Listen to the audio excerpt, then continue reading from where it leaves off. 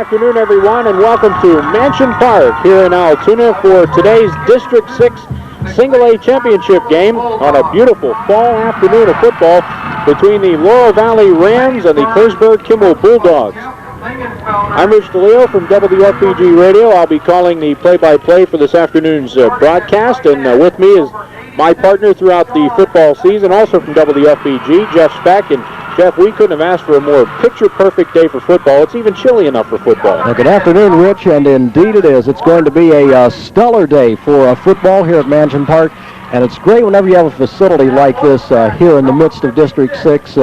These playoff games come in here, and you've got all four of the classes playing your District 6 playoff games here and your championship games. So this is just a great facility to have here in central Pennsylvania. Going to be a great afternoon of football with two super football teams. Well, ever since the OmniTurf has been put in here 2 years ago, we had some playoff games last year. Now all the District 6 finals are here for the first time this year, and maybe even a state playoff game or two. But our focus is this afternoon as you see the Claysburg Kimmel Bulldogs being introduced. Claysburg coming in with a record of 8-3, a very, very productive and successful season for Coach Jeff Lingenfelder and his troops.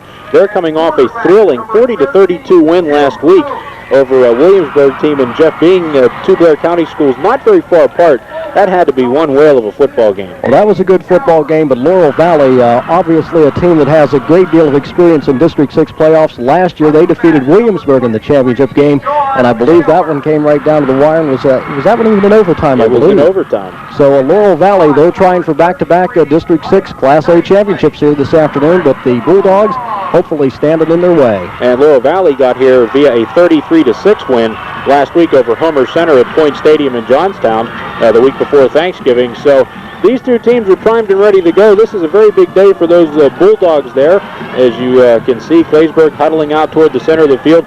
Good contingent at Claysburg, Jeff. I think all of Claysburg's here today. Well, this is one of those days when in a small town such as your Claysburg or the New Florence, Bolivar area from where Laurel Valley comes from, this is the day where they say just shut the town down because everyone's going to the game. Well, they're all here, and we are set for some good high school football here this afternoon. It is the District 6 Single A Championship game, and that roar you hear in the background is the Laurel Valley Rams decked out in their red, black, and whites for today. They will be the home team as we describe the action throughout the day, and Claysburg will be the visiting team. Let's give you a little bit of a history about myself and my partner. We are the sports department of WFPG Radio, and we also take care of Hollidaysburg High School football during the regular season, and Hollidaysburg won the Quad A championship for the second year in a row last week, November 17th. Defeating a very, very good Somerset team, which I'm sure Laurel Valley is very familiar with. Hollidaysburg winning that one, and that's why we're here today. We were asked to come on board and do this, and we're very, very happy to be here, and we hope you will enjoy our videotape broadcast of the game. Well, and there's a football game going on, and Jeff and Rich have a chance to get to one. We love it, but whenever we get to broadcast one, that's even better. And for Class A, I did have a little bit of experience with these Claysburg Bulldogs because from another job that I held years previous, took care of some Juniata Valley Hornet games. So there's a name very familiar to the Claysburg Partisans also.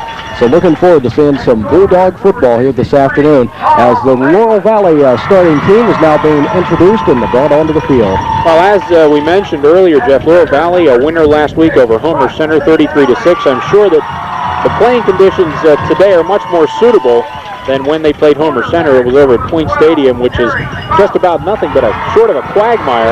And then you come to a facility like Mansion Park. Let's tell these people a little bit about the surface here at Mansion Park. It is an OmniTurf surface, and what that means, it is a sand-based surface.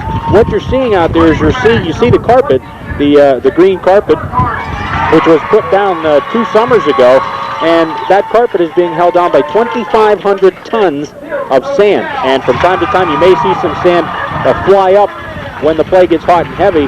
But for the most part, and for the better part of the field, it is a solid surface, and it can withstand any type of adverse weather conditions, rain, snow, whatever.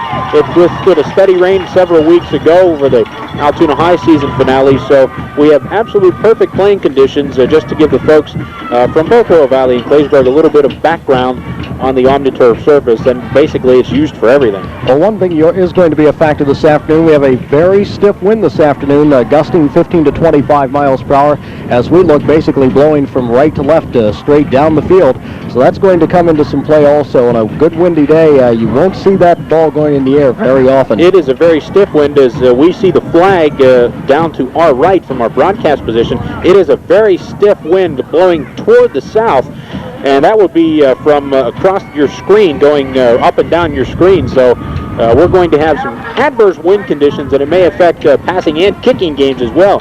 You've got punters and place kickers trying to beat that wind, and I don't think anybody has an advantage because the wind is blowing straight across the field. We have the captains out for the coin toss, which I can let this slip. It's usually taken care of a half an hour before the district playoff games are played, so everybody knows who's doing what, but they will do it again out at the center field just to make sure that we get things straight and in proper order. And this is the ceremonial coin toss at this point. Yeah, you could say that. And it looks like Claysburg is going to have the choice here. They will receive the football to start the game.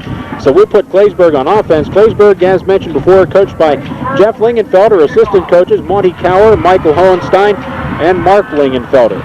And the Bulldogs, as we mentioned, have an 8-3 record coming in. This is their first ever shot at the District 6 championship.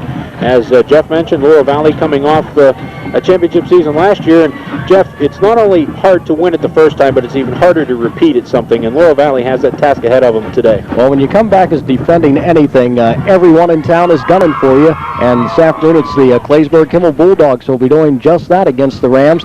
As we're getting ready for football here at Mansion Park this afternoon, Claysburg-Kimmel, as we mentioned, will receive the football on the opening kickoff. And they'll have the wind basically to their back to get things underway as we're ready for the District 6 Class A championship game. This will be the 6th edition. These playoffs instituted back in 1985, so Claysburg-Kimmel making their initial appearance here in the District 6 football playoffs championship game. Couldn't have been a better decision made by District 6 to institute football playoffs. Before 1985, the season would just end on the 9th, 10th, or 11th week, depending on how many games you played in regular season, with no hope of playoffs. So District 6 decided, well, it's something to shoot for, and I think it was a very wise move, a very sound move. We've had some excellent playoff games. I've been fortunately involved with just several District 6 championship games, and very nice to be a part of this one here this afternoon. It is a brisk day here at Mansion Park in Altoona, but nevertheless, the sun's out and it's ideal playing conditions, and we are just about set for football. Back deep for Claysburg-Kimmel, it will be Dave Cower and Johnny Taylor standing back deep, I believe, along with Sean Leslie. Actually, it will be Taylor and Leslie back deep for Claysburg, and kicking off for Laurel Valley will be Bill Wagner. Laurel Valley in their home red with black numerals, white pants, black and red trim, and white helmets. Claysburg in the road gold jerseys, blue pants, blue helmets, yellow, gold, and white trim. And we are just about set for football. Laurel Valley will move from left to right as we get underway. Wagner will kick it off to Taylor and number 82, Sean Leslie. And we are just about set for the District 6 Single A Championship game. Laurel Valley and Claysburg from Mansion Park in Altoona. And Wagner's kick is a low line drive kick down the middle of the field. It's fielded at the 15-yard line by Leslie, up to the 20, goes right, 25, slips and falls, and he's down at the 28-yard line. And that's where the Bulldogs will take over, 1st and 10. Claysburg will be led by senior quarterback Tim Oakes. He will have Dave Cower, senior fullback, and Johnny Taylor, senior running back in the backfield, with Mike Nisley, Sean Leslie, and Britt Mock as receivers. As Coach Lingenfelder gave me the starting lineups earlier in the week, they use a 3-receiver system, so we'll see what the Bulldogs do. They send splits out to the left, single receiver to the right, eye in the backfield behind Oakes. Cower the fullback, Taylor the halfback. First pass of the day is out, and it is incomplete, intended for Mike Nisley on the right flat. And the ball was thrown behind Nisley, and it'll bring up 2nd down and 10. Nisley just turning around the wrong way for that pass. If he'd have went the other way on his spin, the ball would have been right in his hand, but obviously just some misdirection there on the roots. But we also have to remember that wind is stiff enough today. That could have just shifted that ball off course enough. We will set the offensive lineman for you. Mock comes wide to the near side, split to the right, and again, Oakes back to pass, down the middle again. Exact same play, exact same result. The ball was thrown behind number 33, Mike Nisley, and it'll be 3rd down and 10. So the Bulldogs coming out trying to establish that passing game. They're going against the odds here, trying to beat the wind as well as beat Laurel Valley, and they're 0 for 2, Jeff. I think with Claysburg, you know you're coming now. You got two very good football teams out there, but it's the first person that can make that early strike would be the ones who would have a leg up in a game like this. Misley and Leslie come to the left, and it's Mock to the left, Leslie to the right, and Oates the rollout. He's got some room, 25, 30, gets the corner, 35, 40, down the sideline, and he's out of bounds close to midfield at the 48-yard line.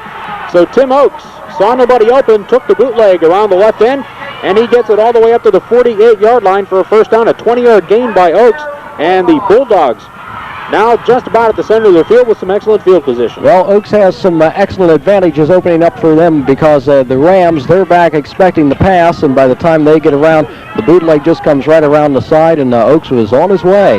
1st and 10, and the officials are going to have a tough time keeping that ball in place, especially when it is in between plays. We have 11:29 to go in the first quarter. That can't be right.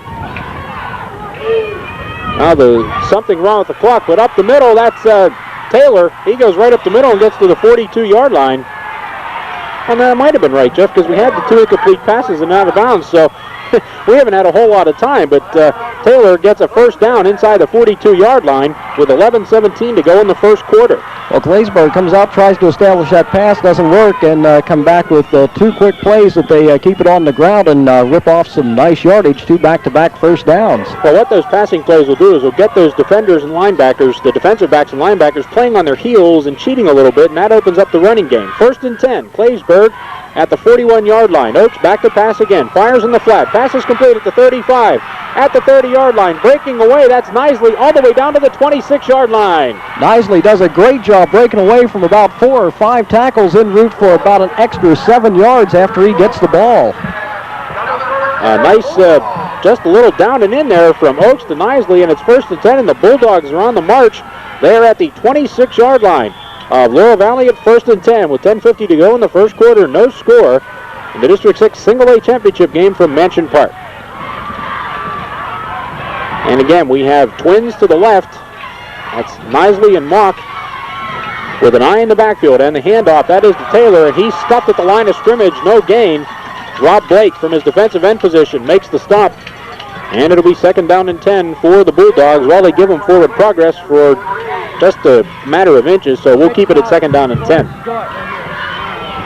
Well, Claysburg-Kimmel has come out, and this is one thing Laurel Valley, I don't know if they're expecting this kind of an attack or not, but Claysburg doing a very nice play calling selection here, keeping things mixed up. Laurel Valley with a front 4 from defensive end through the tackles and over to the other end. They have all seniors on the field, so they are experienced. Now a lob into the corner, and it's over the head of the intended receiver, Sean Leslie. Oakes had Leslie that time, led him a little too far, and the ball went sailing out of bounds. And again, Jeff, he was throwing right into the current of that wind, and we see the flag down here to our right. I mean, it is just an unbelievably stiff wind. That time the ball just took off on Leslie. Little extra hang time on that pass, so it'll be 3rd and 10 now for Claysburg from the Laurel Valley 26. Claysburg has moved the ball down with a mix of run and passes, and the bulk of the yardage on the ground was gained by Tim Oakes on a 20-yard bootleg around left end. Now we have a pro set backfield. Twins to the left, single receiver to the right. Oakes rolling right. He'll make it left, and he's going to throw. And he's going to tuck it in to run 25, and he's out of bounds. And he doesn't get very much yardage on the play, making the stop. Larry McDowell forcing Oakes out of bounds. And now Coach Lingenfelder is going to have a decision to make. It's going to be 4th down and 9 from the Laurel Valley 25-yard line with 9:56 to go in the first quarter. Jeff, they've had the ball for the entire quarter, but they've only run off 2 minutes and 4 seconds. It seems like it's been longer than that. Well, there's been some quick pass plays, and just been getting the clock stopped a good bit along the way here. They did a nice job picking up 2 first downs, but things sort of bogged down here right around the 25-yard line of Laurel Valley. So Nisley and Mock go wide to the right, and Leslie is wide to the left. Pro set backfield as Claysburg goes for it on 4th and 9. Oakes rolls to the right, stops, throws down the middle. It is in and out of the hands of a Laurel Valley defender, Mike Rowley. And Rowley had the interception, but maybe did the wise thing there, letting it go, because Laurel Valley will take over on downs. And it is 1st and 10 for the Rams at the 25-yard line, so Claysburg moves the ball about 50 yards, but gets nothing. And now Laurel Valley will take over 1st and 10, led by senior quarterback Eric Faust in the backfield, Jason Burkhart tailback, Doug Robertson fullback, and Tim O'Shell will be a swing slot back, if you will. I hope that's correct. First and 10 for the Rams. They come out of a power I formation, double tight end. And the handoff. It's a misdirection play in the backfield. Was it O'Shell? I think it was. Timmy O'Shell. The numbers were awfully tough to read, but O'Shell did get the carry. He got nothing. Right back to the line of scrimmage. It'll be second down and 10. Claysburg does an excellent job snuffing that one out. They knew where it was going immediately. Nothing against the uniforms of Laurel Valley, but with red jerseys and black numerals with white borders, that's very, very tough. Power I formation to the left now, second down and 10. The fake is to the up back, and they give it to Jason Burkhart. He crosses the left side of the line, gets about 3 on the play. And Bill Cunningham makes the stop for Claysburg.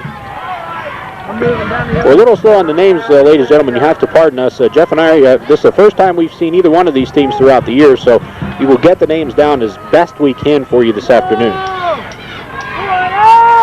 Third down and 7 with 8:45 left in the first quarter. No score. Now it's the I in the backfield, slot man to the right. Pitch back. And the pitch is to Burkhart. He's trying to cut the corner. He's got 30, 35 down the sideline, 40. He's going to go. 50, 40, 30, 20, 15, 10, 5, touchdown. Jason Burkhart, a 72-yard jaunt around the right end, and Laurel Valley jumps out to a 6-0 lead. And Jeff, if I can see the number of the Claysburg defender who missed the tackle, I believe it was Sean Leslie. Sean Leslie did an excellent job coming out, but just couldn't get the hands wrapped around him good enough, and it was off to the races. And Jason Burkhart, once he got through the grasp of Leslie, he turned the corner and it right down the sidelines for 78 yards, and it is 6-0 as Bill Wagner will attempt the extra point for the Laurel Valley Rams. So Claysburg does the bulk of the work, driving the ball down the field, and in 3 plays, Laurel Valley gets on the board. They lead it 6-0. Snap, the set, the kick is on the way, and I believe it fell short and wide to the left. No good. So Penns Valley will come back up the field with a 6-0 lead over Claysburg with 8.5 minutes remaining in the first quarter of play. Well, Claysburg Kimmel did a pretty good job on the first 2 plays and snuffing things out. And as we said, Sean Leslie did an excellent job getting out around the blockers for Laurel Valley, and just tried to make an ankle tackle, but just couldn't get the arms wrapped around, and there was no stopping Burkhart from that point. So the Bulldogs are going to have to go to work again on the offense. As we mentioned, they moved the ball very, very successfully down to the 25-yard line of Laurel Valley, but that's where they stalled out. And 3 plays later, the Rams have a 6-0 lead as Wagner is going to tee it up again. John Taylor and Sean Leslie back deep for Claysburg. An absolutely picture-perfect day here at Mansion Park as Wagner will kick it off again, a squibber. It's a short kick fielded by one of the upbacks for Claysburg. Sean Clark fielded that ball at the 30, and he gets a nice return out to the 41. So Sean, one of the unsung heroes in the linemen. We will set the line for you. Mark Hartman is the center, Steve Miller and Sean Clark the guards, Adam Claycomb and Sean McKee are the tackles, and Jeff, Sean Clark getting a chance to do something that linemen don't get to do very often, and that's run with the football. They get those hands on the football, that has to feel good every once in a while. Twins to the right side, Nisley along with Mock, and Leslie comes to the left. Pro set backs behind Oaks. And the handoff into the backfield. That is Cower. Dave Cower is out to the 49-yard line, and he's bulldogged down, or pardon me, that's John Taylor. No pun intended. He was wrestled down near the 50-yard line, but Taylor picks up 8 big yards, and they'll mark it at the 49, second down and 2. Well, Taylor saw Red standing in front of him, and I love to see a play like that. He had the ball, and he said, well, I'm just going to go for it, put the head down, and just bowled forward. Taylor and Cower are the backs behind Oaks as Leslie comes to the left side.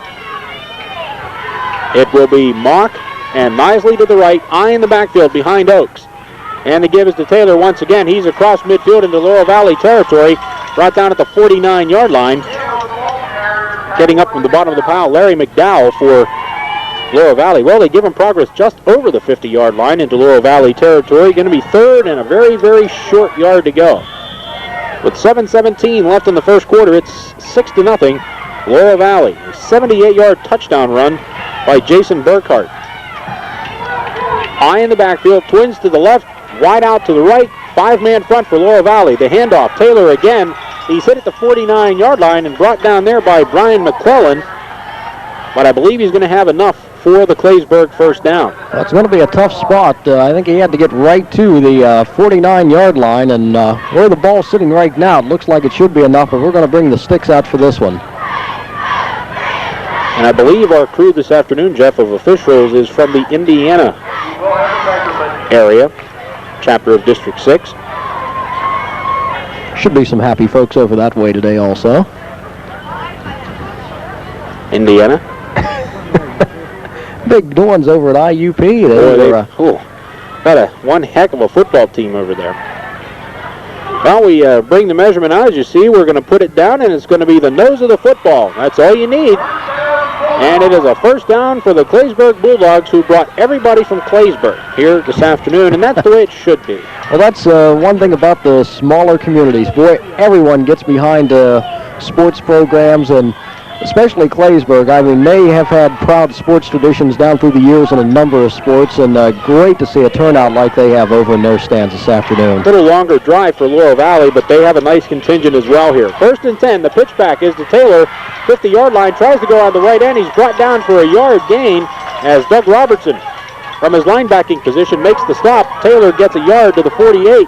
It'll be 2nd down and 9 for the Bulldogs at the 6.5-minute mark of the first quarter. Well, Claysburg coming out now in this possession, definitely going to try to just settle things down, it looks like, and establish the running game. They came out in their first possession, tried to use a mix of the pass and the run, had their most success on the ground. Now in this possession, looks like that's going to be the bulk of the work here to try to get them back into this one. Slot and split to the left, wide out to the right, eye in the backfield behind Oaks. 2nd down and 9. Oaks back to pass. Over the middle, in and out of the hands of number 33, Mike Nisley. And that's the 3rd time they've tried that play. And Jeff, I don't know whether the ball is hard to grasp, and I'm sure it is, but it seems like Nisley is open, and Oaks just can't get it to him. Well, this is one of those tough days because that ball will have a tendency to sail on you. It wasn't that long of a pass play, only about an 8 or 9 yard play.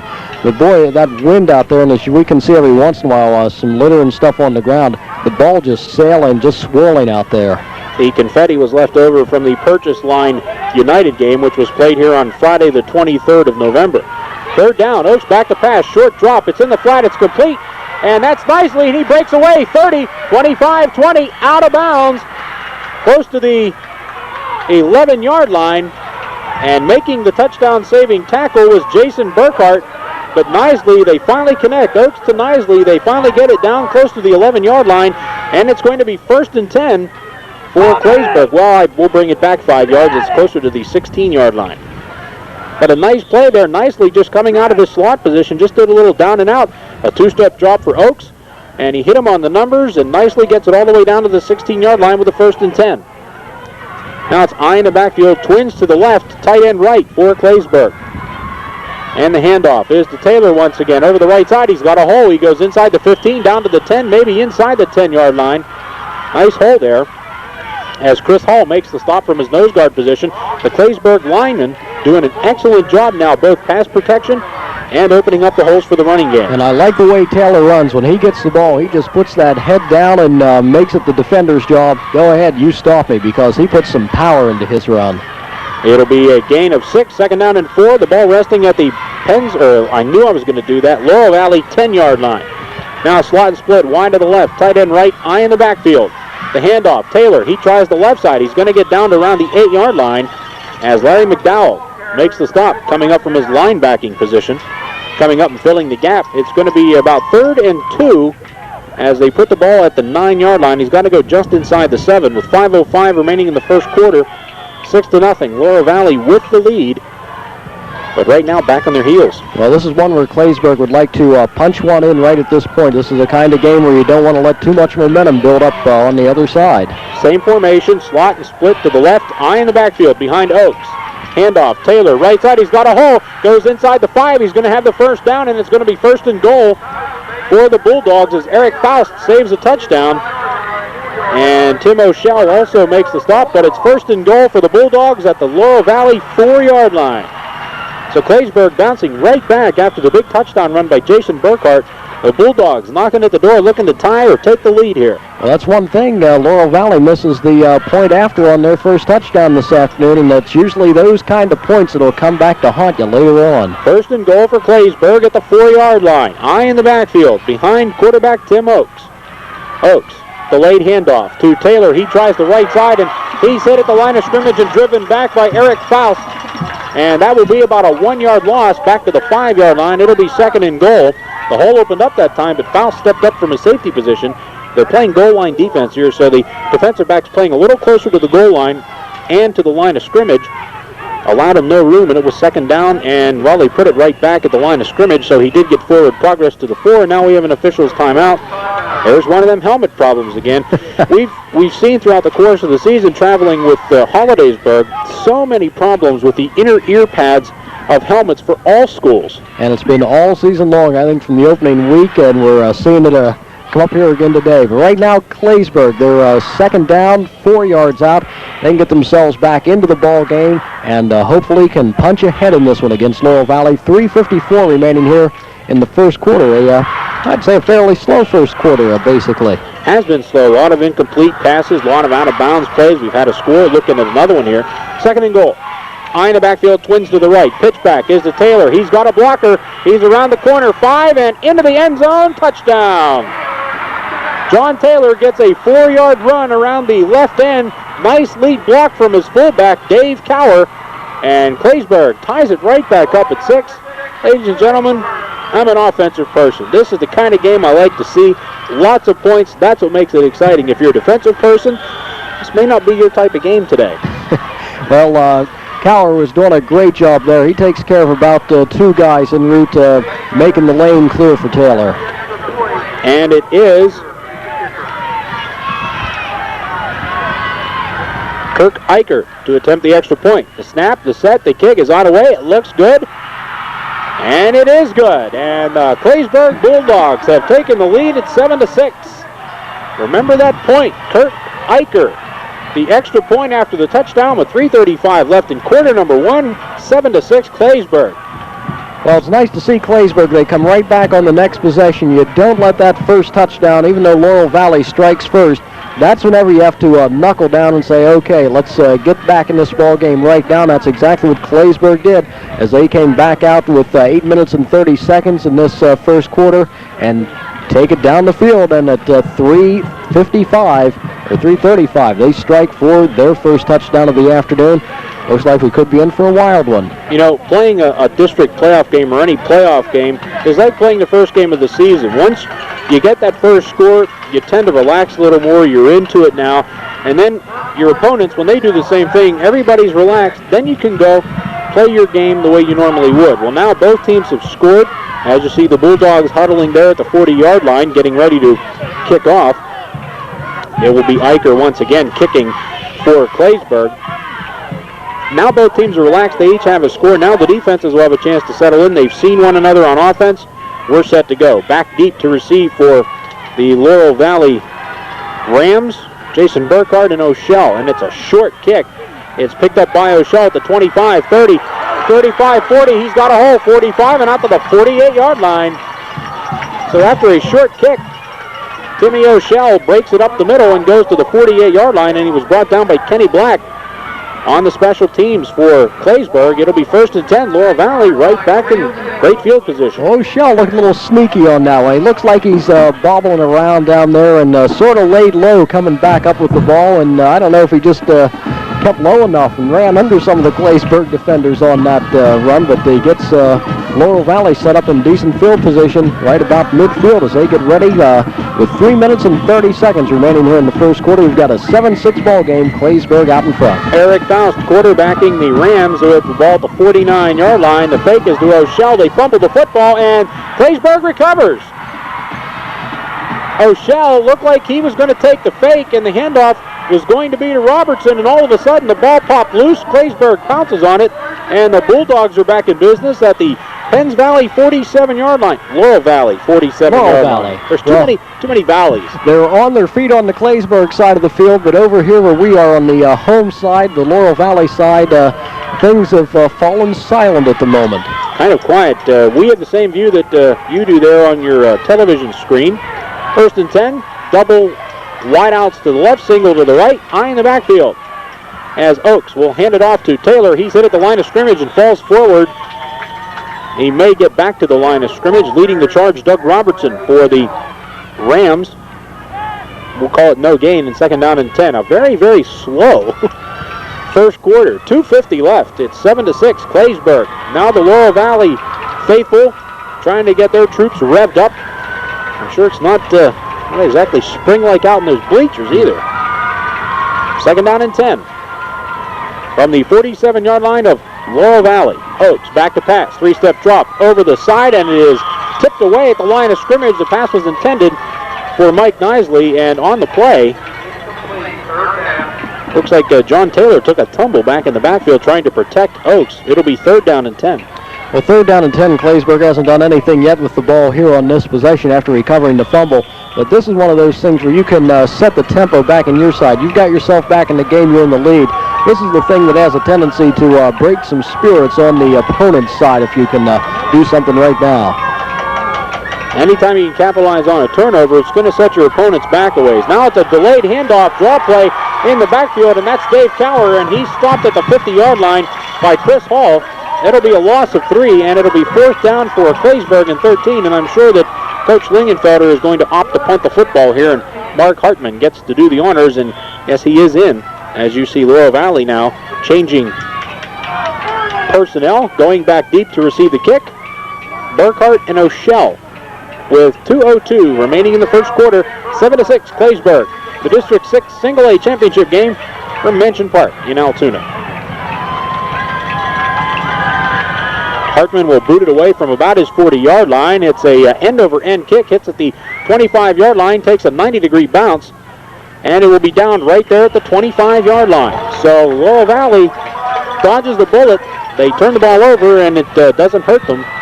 And they will now take over 1st and 10 at their own 25 with a minute 42 left in the first quarter. Whenever you have two teams like this, I think that's one thing probably the coaches fear more than anything else. Don't shoot yourself in the foot. Try to minimize the turnovers, because you give one team a turnover advantage, and then you can look back on a game and say, well, we did it to ourselves. But as you say, Laurel Valley dodges the bullet on that one. They got the ball back over. They've got 75 yards to march for a score. It's a broken bone in the backfield. Slot to the right for Laurel Valley, and the handoff is to the deep back, Jason Burkhart, and he's wrestled down by number 74, Sean Clark, behind the line of scrimmage. It's going to be a loss back to the 21-yard line, where it will be 2nd down and 14. As Clark that time came right up the middle, they tried a little sneaky delay handoff, and Burkhart nothing doing this time. The last time he touched the ball, he ran 78 yards. Well, it looked like a couple of wrestlers out there on the mat on that one, and Clark one out on that one, giving him 2 points. So Laurel Valley comes up again with a tight formation, eye in the backfield behind Eric Faust.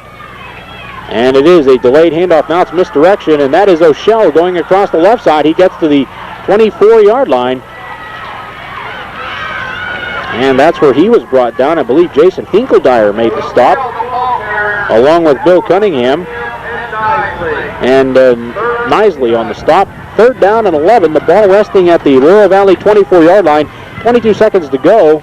Will be the last play of the first quarter, barring a penalty. 3rd down and long. Passing situation, but Laurel Valley yet to throw the football. I formation. And it's a delayed handoff draw play. That's Burkhart once again. He's up the middle. He goes to the corner, 40, 45, 50. It's a foot race, 40-yard line, and knocked out of bounds at the 35-yard line. Tim Oakes saves a touchdown for Claysburg, and that will be the end of the first quarter. So a lot of fireworks as we head into quarter number 2 with the score, Claysburg 7 and Laurel Valley 6. I'll tell you, Burkhart, he is dangerous. Whenever he gets the ball, and boy, if he can turn it upfield, there was only one person he had to beat out on that one, and that was Tim Oakes, but Oakes was able to get over to him and just crunch him out of bounds, and that's where the first quarter comes to an end. And after the first quarter, it's a 7-6 ball game. Bulldogs out in front of the Rams at this point, 8:30 in the first quarter. That 72-yard run by Jason Burkhart in for the first 6 of this game for Laurel Valley. The point after failed, though, and that was the key to this one, giving Claysburg lead at this point. because on the next possession, Claysburg keeps the ball for the better part of about 5 minutes, brings it down at 3:35 on a 4-yard run by John Taylor. Point after this added on, Claysburg out in front, 7-0.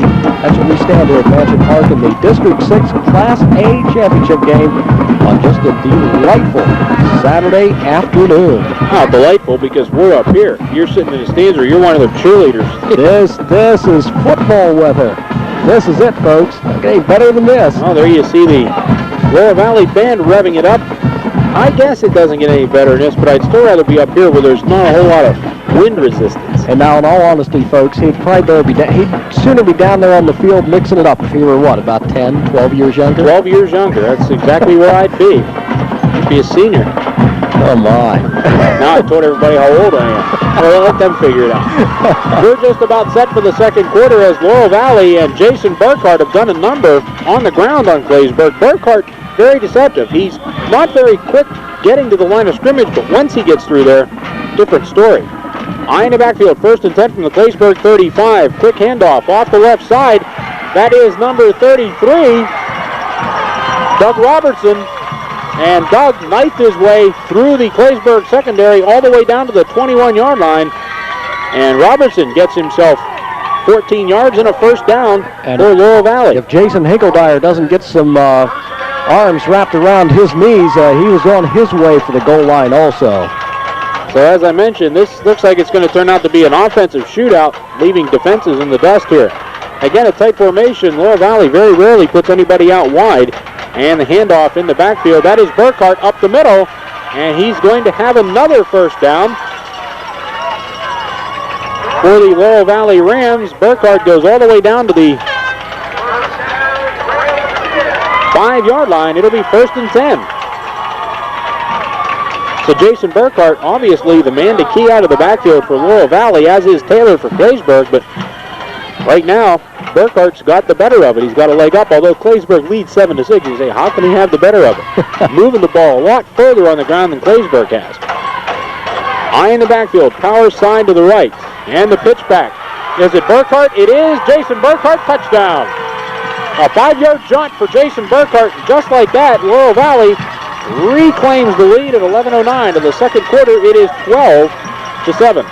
And I imagine we're going to go for 2 here from Laurel Valley, and that's the signal we get. There you see Jason Burkhart, who has both Laurel Valley scores, and I think Robertson and O'Shell in the backfield are more or less decoys for Mr. Burkhart, who, again, not very quick getting to the line, but once he gets to the line or turns the corner, different story. He can motor once he gets out around, and boy, if he gets out of the clearance of the defenders, he's off. So the Rams will go for 2 with an eye in the backfield. Now they do split a receiver to the left. And the pass is going to be into the hands of guess who? Jason Burkhart. And he gets the 2-point conversion. And that sets the score now at 14-7. So the missed extra point on the first touchdown is gotten back, if you will, reclaimed. It is 14-7. Laurel Valley, there you see it, 11:09 in the half. This one is long way from being over. Well, unless we see a big turnaround defensive-wise, why both defenses at this point, as you mentioned, being left in the dust at this point, and Claysburg now, what you have to do is just regroup, turn it back over to the offense, and grind out another score here, because both teams are showing the ability to move the ball. Even on Claysburg-Kimmel, when Claysburg-Kimmel took the opening kickoff of this ball game, they were able to move the ball down to about the 25, 26-yard line, but just bogged down at that point. But came back on their next possession and took it in for a score.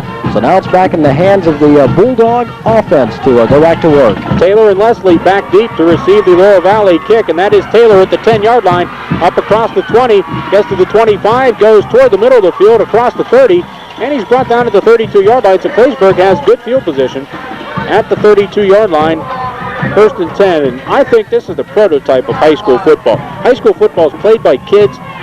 They're not getting paid. It's meant to be exciting. You got a lot of points on the board so far, 14-7 with 11 minutes left in the half. This is what high school football is about. A lot of scoring, and it gets everybody excited. A defensive game, people sit there on their hands. Let's face it, you go to see that scoreboard get a workout. The defensive coordinators might not like to hear that, but... Sorry, coaches. 1st and 10, Claysburg, pro set backfield. The handoff, that is Cower. He gets to the 33-yard line. and that's all. A 1-yard gain. Brian McClellan makes the stop for the Laurel Valley Rams, who come in 10-2. They won their District 6 semifinal game 33-6 over Homer Center.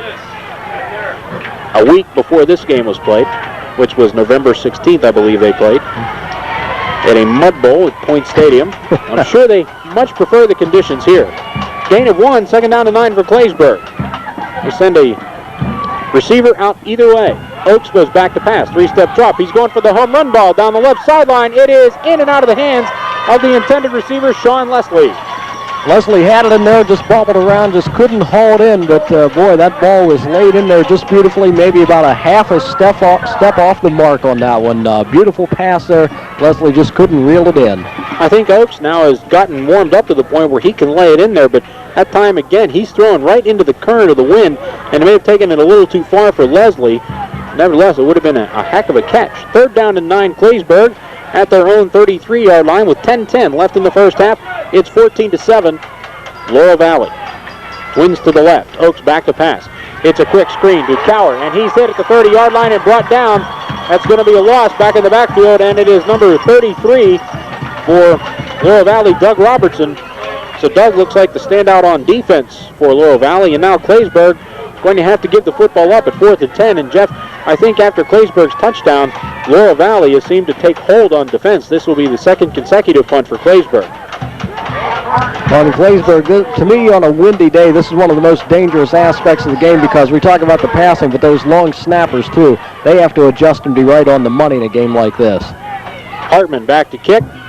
It is O'Shell and Burkhart back. O'Shell fields it at the 42. They try a fake reverse. O'Shell comes to the 45, and he's cut down at the 50-yard line on a nice open field tackle by Mike Nisley. But Laurel Valley gets great field position just shy of midfield. 1st and 10 with 9:20 left in the half. 14-7 Laurel Valley Rams and the Claysburg Kimmel Bulldogs. First ever appearance in the District 6 finals for Claysburg. Right down the road here in Blair County, not very far from where we are. Another one of the fine Blair County football teams that had excellent 1990 campaign. 1st and 10, eye in the backfield. Faust fakes a handoff. It looks like he's going to go for the home run ball. And it is wide open out in the flat. That's O'Shell. Keeps his balance, and he's brought down at the 25-yard line. And making the touchdown-saving tackle looks like Nisley. They'll make it to Leslie back deep for Claysburg. But Laurel Valley now opens it up on the passing game, and O'Shell was wide open, blown coverage by the Claysburg secondary, and Faust laid that one in there. 1st and 10 at the Claysburg 25-yard line. O'Shell was standing around, no one within 5-10 yards of him, so he was just basically waiting for the ball, and it came in right on the money. Tight formation with an eye in the backfield, and the handoff is to the up back. For Laurel Valley, that was Doug Robertson, and he goes across the 20-yard line all the way down to the 15. This one's going to be close. They may have to measure. So Doug Robertson goes inside to bully you, and Jason Burkhardt goes outside to make you tired. Robertson will run over you, and Burkhardt will run by you. Well, that's how teams like this end up in the championship games in your districts, because they're the teams that can balance and keep the other teams off balance all season long. Going to bring the sticks out, and let's measure it out here on the screen. No, let's see what we get here. It looks like the nose of the football again, and it is a first down for Laurel Valley. And Jeff, I can sense things starting to slip away from Claysburg here. They've done nothing offensively after their touchdown, and now all of a sudden the defense is just giving Laurel Valley every opportunity to march down the field, and they've taken advantage. This is the thing where you've still got a ton of time left here in this first half, and you don't want to let things get too far out of control going into the locker room at halftime. 1st and 10, eye in the backfield behind Faust for Laurel Valley. The handoff, Burkhart up the middle. He slashes, slices, and dices, gets inside the 15-yard line and close to the 11. For Laurel Valley, it'll be a gain of 3. They put it down at the 12. It'll be 2nd down and 7 with 8:05 remaining in the first half. Laurel Valley so far with a 14-7 lead, looking to blow it open here. If they do score, Claysburg has one thing going for them. They will have plenty of time, but they're going to be looking directly into the sun when they get the football back. Now it's O'Shell from a slot back position. He cuts off the left side, goes down inside the 10 for Laurel Valley, making the stop was Oakes, the quarterback who also plays in the defensive secondary for Claysburg. Ball resting at the 8-yard line, 3rd down and 3 with 7.5 remaining. And Laurel Valley doing a very good job on their play selection this afternoon, just keeping Claysburg a little bit off balance because they do have the weapons to throw at you, literally throwing and on the ground, so it sort of keeps you edgy out there on the D. Pro set backs with a slot to the left for Laurel Valley. Claysburg jumps but gets back. Fake handoff into the line. Burkhart the pitch. 5, breaks a couple of tackles into the end zone. Or is he? No, they didn't give him progress. And the Laurel Valley fans voice their displeasure, but when they find out it's first and about an inch, I think they'll breathe a sigh of relief. Jason Burkhart got inside the left end for Claysburg, took it back to the middle. He was brought down by several gold shirts, but not before he got just to the inch line. I mean, Jeff, the ball cannot go any further without being a touchdown. The nose of the ball has to be laying just about on the goal line at this point, so it's going to be a real short one. Well, you would think Burkhart here, but watch for Robertson, or maybe even Faust, and he gets it in for the touchdown. So technically we will call it a 1-yard touchdown run for Eric Faust, and it comes at 6:41 of the second quarter, and now Laurel Valley has opened it up. It is 20-7 with Bill Wagner to attempt an extra point. Or will they again go for 2? Looks like Faust is coming to the sideline. They may go for 2. But they better hurry because you only have 25 seconds to get it in. Now Faust runs back out. There you see some of the cold partisan crowd here. Laurel Valley. And the Laurel Valley cheerleaders are tossing little red plastic footballs. You want to catch one of them today. All right, Faust with no backs in the backfield. Throws into the end zone. Wide open for the 2-point conversion is Doug Robertson. And Laurel Valley now explodes for 2 second-quarter touchdowns. And they lead it 22-7 with 6:41 left in the first half. Well, I got my wish. It's going to be an offensive game. And Claysburg, Jeff, going to have to get back in it right now. I mean, they need a score on this possession because the defense has gone to sleep. Well, it's one of those things where Claysburg, you're not out of it by any means at this point, but you've got to get a control of that ball, and you've got to control the ball and get some of that clock more off. But more importantly, you've got to get another score now to go into that locker room at halftime, because whenever you come back out here in the second half, it'll be Laurel Valley with the option to get that ball on the kickoff if they so desire. So for Claysburg Kimmel, this could become a very important possession in this ball game. You hate to say that early in the game like this, but 6:41 here in the first half remains. Wagner's kick is end over end. It's down the middle, and it's fielded by Taylor at the 16-yard line up to the 25. He slips and falls, and he's going to be marked dead at the 30-yard line. So John Taylor gets Claysburg in decent field position, but he had a lot of running room, and unfortunately he slipped. And that's been the only problem with the surface here at Mansion Park, is that it's a sand-based surface, and now that we're getting into the colder months, for some reason the sand seems to come up to the surface, and it makes it just a tad slippery when you're out there. So that's what will happen occasionally when you see somebody slip and fall on a nice day like today. 1st and 10 at the 30-yard line for the Bulldogs. They send twin receivers to the left, single to the right, pro set backfield. Oakes back to pass. Looking out in the flat. He throws. It's going to be intercepted at the 43-yard line. That's Jason Burkhart. He cuts it back inside the 20 all the way down to the 15-yard line.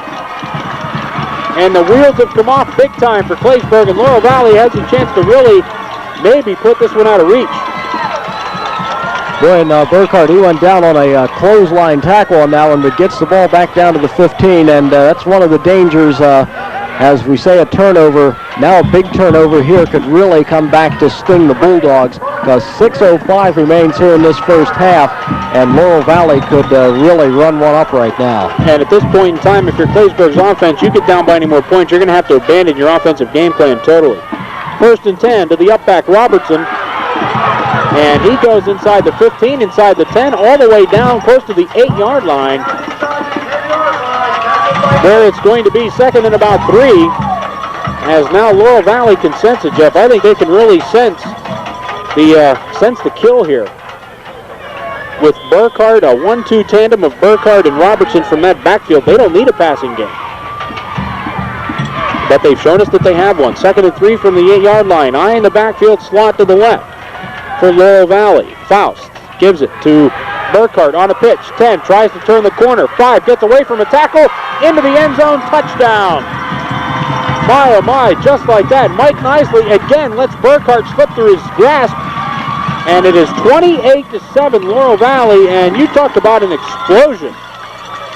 Boy, whenever you have scores come within a minute and 30 seconds of each other, wow, that can take the punch out of the opponent real quick. And Laurel Valley, now it looks like they're going to tee this one up. Bill Wagner going to kick the extra point, but my, oh my, they have come to play.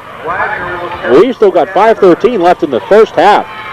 The snap, it's high. The set, the kick is on the way. It's high enough. It's long enough. It's good.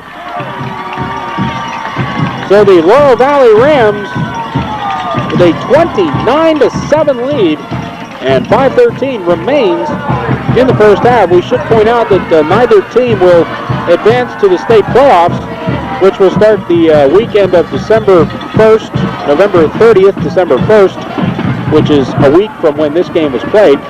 But nevertheless, to get here, you've had to have a fine season. You have to be a good football team. Both teams are, but right now, Jeff, Claysburg they're just befuddled. They cannot stop the 1-2 punch of Burkhart and Robertson, and they're going to have to do some major recovering in a hurry, or they're going to get blown out of here. Well, and for Claysburg, Kimmel, it's, boy, this makes the job tough. You're down 29-7 now, so you need basically 4 scores to get back in and take control again. Wagner's kick goes out of bounds. It will be either a re-kick or take the ball at the point where the ball went out, and I think Claysburg will make him kick it over. Any gain for Claysburg right now would be to their advantage, so they will make them tee it up again at the 35-yard line. It's 29-7. I may have said 28 before. With 5:13 left in the half, a 23-point explosion here in the second quarter for the Laurel Valley Rams, coming in 10-2 off an impressive win in the District 6 semifinals over Homer Center 33-6. Claysburg with an impressive 40-32 double overtime win over Williamsburg. So both teams scored a lot of points to get here, and we're seeing why. Now the kick is end over end. It's down the middle. Taylor at the 19, up across the 25, 30, stopped running and ran right into a Mack truck. And that truck has a name, and it's Neil Galbraith. And Neil puts Taylor on his numbers, and forward progress was stopped at the 32-yard line, 1st and 10, but my oh my, you can feel it over here. Well, now as you're Claysburg, as you mentioned, you got to throw out any kind of a game plan you had, but whenever you're doing that, you don't want to turn the ball over, and that becomes the danger now, because now you're forced to maybe go to the air a little bit more. But we saw what happened last time they did that. Fell right into the hands of Laurel Valley, and they took advantage of it in a big way and did it real quick. So now Claysburg going to be out of the game plan, but they've got to play it safe nonetheless. Well, Claysburg now with 3 receivers to the left of quarterback Oakes. Oakes goes back to throw, and it is down the flat and incomplete. It was intended for Sean Leslie. That pass may have been tipped, or it may have slipped out of Oakes' hand. But nevertheless, it is 2nd down and 10, and as you said, Jeff, any tries to come back here, sure, you want to come back, but you've got to remember you can't get it all back on one drive. You can get 6, 7, or 8 back on one drive, or 3 if you have a field goal kicker, but Claysburg does have the entire second half and 4:40 of the second quarter to get back in it, but they find themselves in a 22-point hole at 29-7. Well, you're not in a panic time right now, but a score here would help the cause greatly. 3 receivers to the left, single back in the backfield. That's Cower. As Oakes goes back to pass, he's being rushed. He goes out of the pocket, now fires downfield, and it's over everybody's head at the 50-yard line. Britt Mock was the intended receiver, but that was too tall for anybody, even the band director standing on his podium. It'll be 3rd down and 10 from the 32-yard line with 4:34 left in the half. Oakes was under a lot of pressure there, so it was just the wise thing for him just to get the ball out and throw a home run ball and make sure no one was around it. And see, now Claysburg does look like they're in a desperate situation because they've abandoned the run totally. The passing game has not clicked. They have 1 or 2 completions, and now the Laurel Valley front 4 starts to put pressure on. That's going to make it matters even worse for Claysburg. 3 receivers to the left again, 3rd down and 10. Oakes back to pass. He's looking left. He rolls left. He fires. It's a wobbly pass, and it's out of bounds completely. And again, the intended receiver was Sean Leslie, but now Claysburg does 2 things to shoot itself in the foot. They don't move the ball at all. They throw 3 passes, and don't waste 30 seconds. They only take 30 seconds of the clock off, and Laurel Valley not only going to get the ball in great field position, but plenty of time. And that's one thing, boy, right now I think you could say that if Laurel Valley takes the ball here and takes it in for another score, it could be a long second half. I'm sure it was Claysburg. They wanted to connect on a couple of those pass plays and move that ball down in a hurry. You're almost forced into that if you're the Claysburg coaching staff at this point. There's no other call to make. Hartman's punt is a wobbler, and it comes to Burkhart at the 38-yard line, 40, 45. He slips, gets across midfield, and is brought down at the Claysburg 48-yard line by Sean Clark. And also, I believe, Brick Mott on the stop. Number 87 for Claysburg. It'll be 1st and 10 for Laurel Valley at the Claysburg 48-yard line with 4:17 left in the half. It is 29-7, Laurel Valley. And a big challenge here for Claysburg's defense now. You almost have to shut them down at this point. There's 4 minutes and 17 seconds to go, but you want to get that ball back as soon as you can, because whenever a Laurel Valley doesn't have the ball, they can't score. So that's the big job right now for Claysburg. High in the backfield, slot to the left. 1st and 10 for Laurel Valley. They're going to throw. Faust is going to go for the jugular here. And it is O'Shell behind everybody, and it's going to be a Laurel Valley touchdown. Oh, Jeff, it's a long day for Mike Nisley. He gets beat by Timmy O'Shell. It's a 48-yard touchdown pass, and Laurel Valley's pouring it on. 35-7 with 3:57. Play that number. Left in the half. It's 35-7, 3:57 on the clock. Play that number. My. And Laurel Valley is just opening it up, and this is what I feared most now. I barely got the names of the players down, and they're going to start substituting. We'll get them, though. Don't worry. We'll do our best. What an impressive performance by the Rams of Laurel Valley, and they may have this one tucked away. There's the extra point try. It's going to be low, but it's good. As Wagner barely got it over the crossbar, but as long as it goes over, it doesn't matter how. And it's 36-7, 3:57 left in the half. Well, Laurel Valley, quite truthfully, I didn't expect them to come out and do something like that, pitch the home run ball. But I guess they would just like to salt this one away, going at halftime, and be able to start bringing some of the subs in the second half. But man, that's you've seen an explosive output here by Laurel Valley.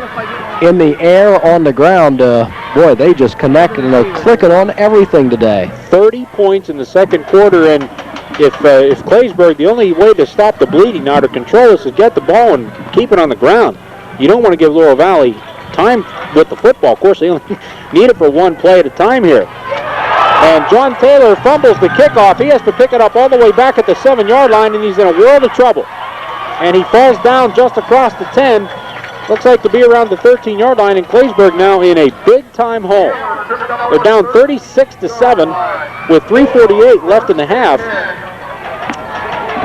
My, oh, my. Well, if you're the coaching staff now for Claysburg, if you make the call at this point, because you're down here in a danger zone, and there's that chance in the way the wind's blowing today and swirling down on the field, you can get something caught up in the air and have Laurel Valley snag one off here real quick. And boy, you don't want to see that happen. I make the call. Let's be a little bit conservative and go in here at halftime. Let's see if we can play some ball control at this point. Oh, a couple of first downs will definitely keep the ball out of Laurel Valley's hands. 1st and 10 Oaks, and they will keep it on the ground. Taylor goes off the left side, and he will get probably 2 yards up to the 15-yard line, stopped by the interior of the Laurel Valley Ram defense. At halftime, we're going to have a couple of people.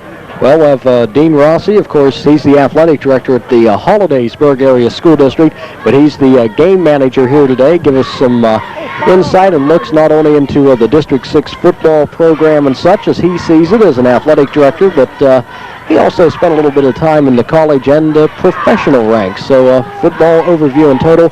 Joyce Musselman, president of the Claysburg Band Parents. And there's a pass intended for Mike Nisley, who is just not having a very good day.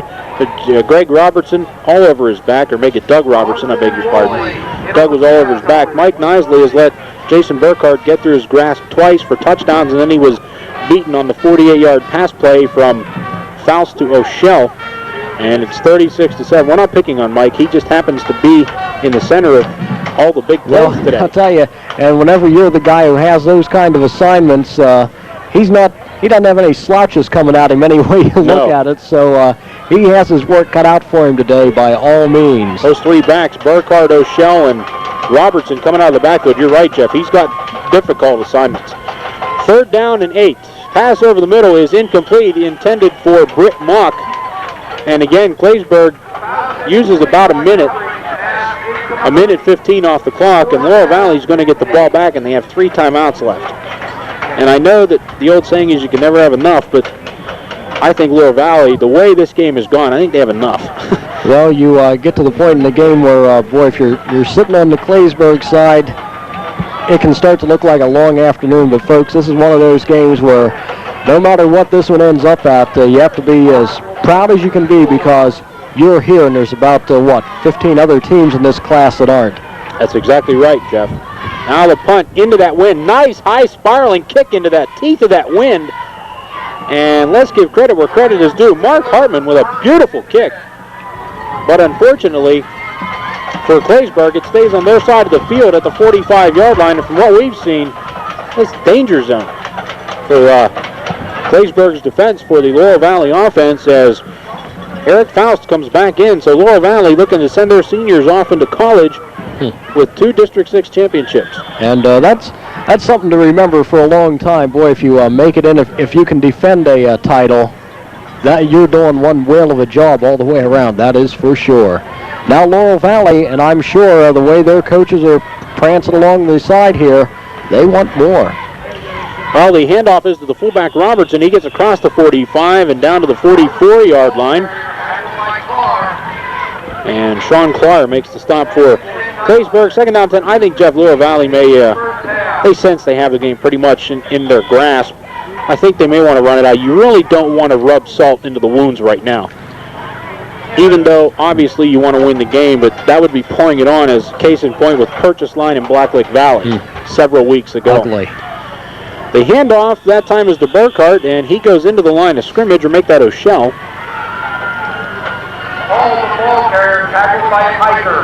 And Eicher makes the stop for Claysburg. It'll be 3rd down, and we'll call it minute 42 left, 3rd down and 9. It is 36-7. And as you can see on the clock, it tells the tale, 36-7, the score, the Mountain Lions score that you see this afternoon. That's for the home team, and home this afternoon, unfortunately for Claysburg, is Laurel Valley. Looks like we have we had a new back in the backfield. That's Chris Hall. And on the end around, is that O'Shell? Yes, it is. He goes around the left end. He gets across the 35, and that may be enough for the 1st down. We may have a measurement here. So Timmy O'Shell doing the job. This whole team's doing the job. And they're just overpowering Claysburg right now in every facet of the game. Claysburg did have a 7-6 lead at one point in the 1st quarter, but 30 points here in the 2nd quarter by Laurel Valley has blown it open. As the Claysburg band down here in front of us is taking position for its halftime presentation as the sticks are brought out. The backfield for Laurel Valley as Faust is going to pass again. Now he gets away from a rush, throws it into the middle of the field, and wide open is number 83, tight end Rob Blake. I'm sorry, Jeff, when it rains it pours, and it's pouring on Claysburg right now. I think that time Faust just went back just to get rid of that ball. He had no idea that Blake was going to run underneath it, and now they're going to call a timeout with 43 seconds left, and they want more. Well, I have to agree with you. Faust was going back. I think he just wanted to get rid of the ball because he didn't want to go down for loss. Heaved it up in the air, and a little bit of a jump catch there by Rob Blake. Boy, hauls it in, and here is Laurel Valley looking real close to striking one more time before this 1st half is over. The ball is resting on the Claysburg 15-yard line as you see the Laurel Valley Rams, who have a commanding 36-7 lead. Looks like it's going to get wider before halftime. This has been an unusually long 1st half. Of course, with all the points and incomplete passes we've had, that's the reason why. There you see the Brain Trust for the Laurel Valley Rams, 10-2, looking to finish 11-2 and finish defending their District 6 championship.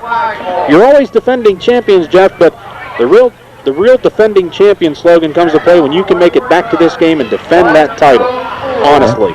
Well, that is for sure, and as we've touched on it before, the decision for district playoffs, I think, adds so much excitement. You had to look at that last game of the season. That is where it all ended. Then you sort of had to gauge your own. Well, how did we do? Who was the champion? Unless you're involved in some conference play or something. But this really, gives the kids something to shoot for. It's in the back of everyone's mind whenever the season starts that now this District 6 playoff is out there dangling in front of you. Chris Hall goes wide to the right side. Bill Wagner comes wide to the left for Laurel Valley. Faust going to put it in the air over the middle. The pass is tipped and it is incomplete. All at the Claysburg 15 with 39 seconds left in the first half. It is 36-7. The Claysburg band will perform at halftime, as will the Laurel Valley band. And Jeff, I'm going to let you have the honors of halftime. Okay, looks like we have a couple of guests here this afternoon. I think they'll do just fine. High in the backfield, splits either way for Laurel Valley. Pitch back, that is O'Shell. He's going to try the left end. He's hit and dumped in the backfield. Mike Nisley knifes in there and makes the stop with 30 seconds remaining, and the clock continues to tick down. Laurel Valley will spend timeout number 2 here as they are looking at 3rd and 11 from the 16-yard line.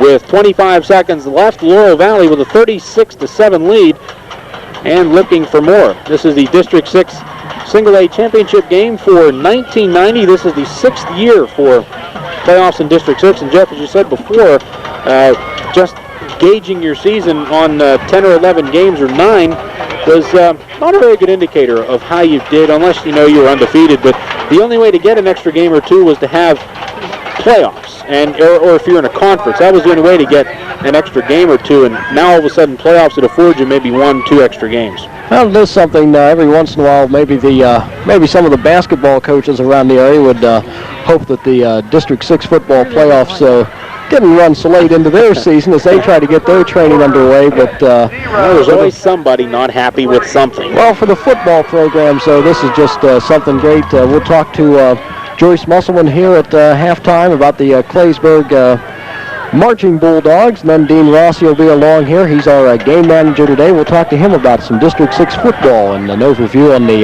90 campaign. Laurel Valley sends 3 receivers to the right, and hit in the backfield is Faust, and he is dragged down by Steve Miller. I don't think everybody was on the same wavelength for that play. He went one way, everybody went another way, and now Laurel Valley trying desperately to get a 4th down playoff with 9 seconds left, and they're going to call a timeout with 6 seconds left. 30 unanswered points after Claysburg took the opening kickoff, drove it 50 yards, and stalled. Laurel Valley came back 3 plays. Jason Burkhardt a 78-yard touchdown run to make it 6-0. Claysburg came right back, drove it right down the field again, led 7-6. That's been it. It's been Laurel Valley all the way. And we see the Laurel Valley huddle there. I believe that may be Coach Page. The assistants for Gerald Page are Kevin Mirabito, Glenn Flickinger, Greg Page. Hope I pronounced those names correctly. Barring a penalty, last play of the half, and will Laurel Valley pitch it into the end zone? We'll find out. They're going to have a broken bone to the right. Slot man to the right is Hall. Faust takes the snap. It's a pitch. O'Shell's going to throw it. He's going down deep, and it is complete. It is complete, but that'll be the end of the first half. And we do have, finally, 24 minutes of football in the books. An impressive performance by Laurel Valley. It is 36-7. We are at halftime. I'm going to turn it over to my partner, Jeff Speck, for our halftime festivities. Jeffrey, it's all yours. Oh, ball, and they've meant every minute of it. Kirk Eicher's kick is fielded and dropped at the 25-yard line. I believe running that back is Jason Kimes, number 34, so Jason getting some action. And we're going to see some new people for Laurel Valley in and out here. The third quarter underway. Laurel Valley with a commanding 36-7 lead, and barring a total collapse, they're going to walk away easily with the District 6 Single A Championship. And Claysburg just had a rough second quarter, 30 unanswered points.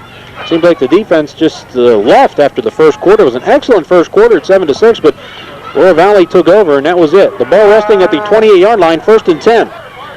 It is Eric Faust, the quarterback, with a power eye to the left, and the handoff is to the up back on the left side.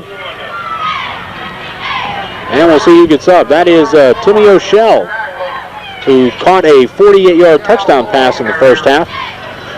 O'Shell gets it across the 30 out to the 32, gain of 4, second down and 6. We're underway in the third quarter. It's 36-7. The Laurel Valley Rams looking to defend their District 6 Single A championship successfully. On for Claysburg, that had to have been a tough half time in the locker room because, you know, what do you say? You're down 36-7, and you've had a whale of a season to get here, and you just run up against an explosive Laurel Valley team. High in the backfield, and there goes Robertson around the left end. He's brought down out of bounds at the 41-yard line. And it's 1st and 10. Making the stop is Mike Nisley again. But, Jeff, I think you got to go in and you got to try to make some adjustments. Yes, sure, you're down 29 points, and they scored 30 points, and I'm sure the coaches say, hey, we can do it too. You make some adjustments on defense. You try to shore up the outside because that's where Laurel Valley's done a lot of their damage with Robertson going outside and Burkhart going outside. They haven't passed a whole lot. So you make your adjustments. You try to play a little tougher defense, and you make it a respectable game. It was a first down for Robertson. Ball at the Laurel Valley 42-yard line, 1st and 10. Handoff in the backfield. We have another new back. I just can't tell from the numbers. I believe we do. Mike Rowley makes the stop. The Laurel Valley uniforms, in case you can't tell, there's a great look at them. Now, you might look at that and say, well, why can't you see those numbers? Well, we're way up here, and we're not really checking out the monitor. Maybe we should. We look at the actual live play. Now, see, can you tell from that shot what the numbers are? That's what we're looking at. That's our vantage point, so we will get the numbers as close as possible. Broken bone to the right, second down, and the handoff. That is to Robertson up the middle. He's into Claysburg territory, brought down at the 42-yard line. 1st and 10. And Britt Moak makes the stop. Britt Mock, that is, and it is first down. And Laurel Valley now keeping it on the ground, a wise choice. The first half took just about over an hour to play. 10 minutes to go in the third quarter. Laurel Valley trying to keep it on the ground, but they're making some noise here in the third quarter. They lead at 36-7. Well, it's one of those things, you have to go out there and play the football game no matter what the coach may tell you to do. You still have to go out and you can't turn around and run the other way, folks. And we've got movement on the right side of the Laurel Valley line. Neil Galbraith moved just slightly, but once you get down in a three-point stance as a lineman, you can't move, and Neil just took a jump. And it'll be a 5-yard penalty, moving it back to the 47-yard line. It'll be first down and 15. And you saw that one from, I think everyone in the stadium saw that one because I think everyone had their yellow pulled out of the back pockets down on the field also. First and 15 for the Penns Valley Rams at 9:40 to go third quarter. They lead at 36-7 in the Single A Championship of District 6. Claysburg making their initial appearance. Laurel Valley looking to win its second straight. Very difficult task to do, winning back-to-back championships. All right, it is a power I formation to the right, double tight formation. And they give into the backfield. That is O'Shell. He gets into the secondary. He's hit at the 35 and dragged down at the 34-yard line. He's going to be 2 yards shy of a first down, but nice play from O'Shell. Oakes makes the tackle, and along with Nisley, and we've got one Claysburg player down and another one doubled over. Tough play there. Hartman down for Claysburg, and now both trainers from both sides of the field go out to take a look, and Hartman trots off the field. May have been shaken up, maybe the wind, maybe got hit in the ribs. Any hit today is going to sting. The wind is rather nasty here, but it's a pleasant day for football. If you're a masochist. What do you expect? Hey, it's the weekend after Thanksgiving. True. Under 9 minutes remaining in the third quarter. People are looking up at us. We didn't do anything wrong. Trust us. It is third down and 2 at the Claysburg 34-yard line. Oakes brings his team up, and he's going to throw. He's got two people wide open on the left, but he scrambles to the right. Now he heaves it downfield. It's going to be well short of everybody. And O'Shell was down there. And Mike Nisley will make that to Oakes on the coverage again. It'll be fourth down and 2. So on the third and short, Jeff, Laurel Valley decides to throw the ball. Now, obviously, they'll keep it on the ground. Burkhart or Robertson. Burkhart has not touched the football. In fact, I don't even think he's been in on any of the series. I'm trying to locate his number on the sideline here, but I don't see Jason Burkhart. Yeah. Of course, the first half he could quit and still be one of the main factors that... Well, he's coming back next year, so he'll get to play again. Isn't that something? Now it's a power I in the backfield. They hand off. Robertson, left side. He's got the first down. 30, 25, inside the 25, down to the 22-yard line. And it took 3 Claysburg defenders to bring him down, but oh my, Doug Robertson, big boy. Unfortunately, we don't have any heights and weights for the players, but I can tell you, folks, he's a bruiser, and you can see. Well, as you can look down there, they've got some height down there standing on this side of the Laurel Valley line also. Some good big boys. Team too. Hope some of these kids go right on into the courts. Oh, they'll have to go this week, and like our halftime interview with Dean Rossi said, the basketball coaches will be happy. Except if you're one of those 4 teams left in your class in the state that are playing for the state championships. In the backfield, there was a fumble. O'Shell fumbled the ball and then fell on it right at the line of scrimmage. It'll be no gain, and it'll be 2nd down and 10. With 7:55 left on a turning clock in the 3rd quarter, Laurel Valley keeping it on the ground, using up some time. One's on the huddle. And it is now 36-7. That's the way it's been, but a 30-point explosion in the 2nd quarter. Laurel Valley just opened it up and showed the quick strike capability, and that's a sign of a championship football team. Power I to the left now shifts into close sets in the backfield. Robertson takes the pitch, 20-yard line, and he's knocked out of bounds at the 15-yard line. Doug Robertson is an impressive young lad. I'll tell you, we've seen a number of players out here for Laurel Valley this afternoon that have just been overpowering and commanding in every assignment they're given.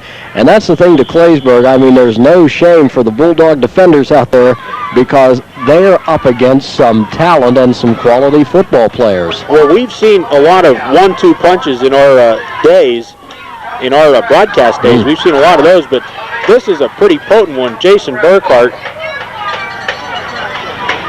And now there's a lot of confusion here. Luckily, they're not looking at us. Yeah. They're looking in the next booth. We're looking at the PA announcer. Robertson and Burkhart, what I was trying to say, is probably as fine a 1-2 punches in the area. I mean, they just run at you, run over you, run through you, and run by you.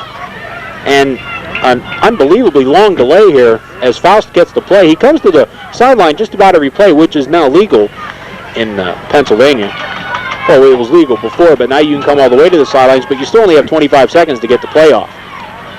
It is 3rd down, and the give is to O'Shell. He's got a big hole into the secondary and into the end zone. A 14-yard touchdown run for Timmy O'Shell, his 2nd of the day. And it is now 42-7 in favor of Laurel Valley. Boy, I wish I knew what was going on. People keep looking up here.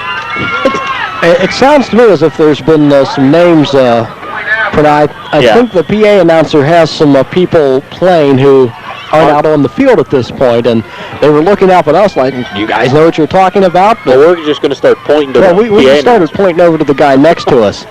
Wagner's extra point, it's high, it's long, and it's wide. And they called it good. Oh.